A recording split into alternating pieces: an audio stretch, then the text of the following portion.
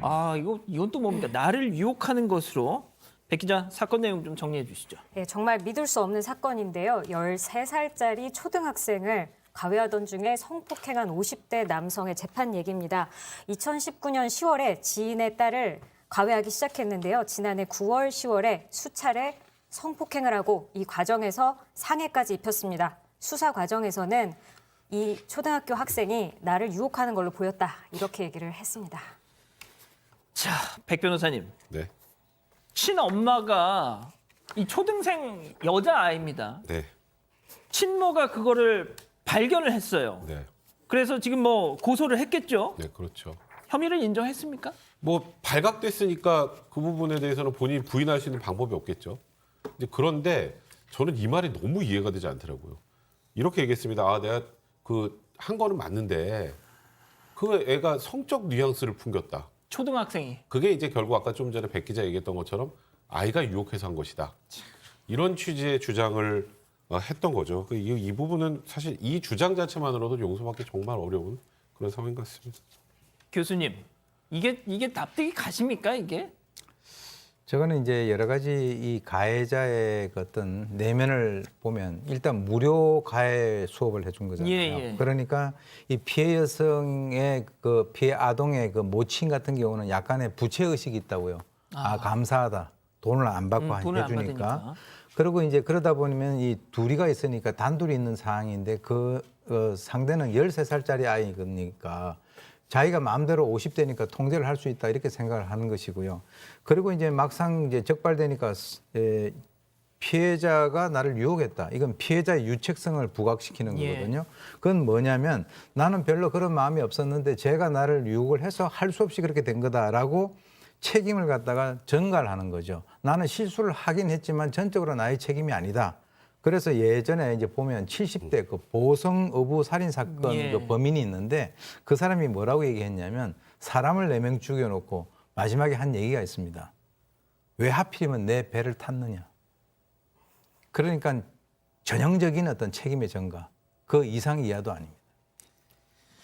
자, 박 변호사님. 네. 1심, 2심 재판에 넘겨져서 지금 1심, 2심까지 왔는데 네. 그 내용 묶어서 정리해 주시죠. 자, 1심에서는 징역 7년이 선고가 됐습니다. 1심 재판부에서는요. 범행을 반성을 하고 있는지 모르겠지만 하여튼 범행 자체는 인정한다.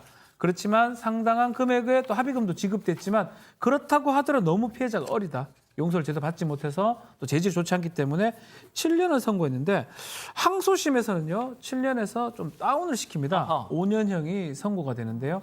이때는 가해 선생이라는 지위하고 신뢰를 이용해서 13세 미만의 미성년자 피해자를 성폭행 상해까지 입혔기 때문에 엄중한 처벌이 불가피하다고 하면서 징역은 2년 뺐는데 아마 합의라든지 합의 금액 지급 이게 그 이유가 되는 것으로 보입니다. 자, 백 변호사님. 네. 일단 결론적으로는 감형이 이루어졌고 지금 우리 가족 여러분들도 감형 하면서 지금 다들 눈을 의심하고 계시는데 저는 피해자가 13세 미만인 상황에서 이런 피해가 벌어졌다면 애초 징역 7년형부터가 너무 낮았던 거 아닌가라는 생각이 들거든요. 사실 국민 법감정으로 생각을 한다면 형량은 좀 낮죠. 그런데 일단 1심 7년에서 항소심에서 5년으로 2년이 감경된 이유는 조금 전에 박 변호사 얘기하셨던 것처럼 합의 때문입니다.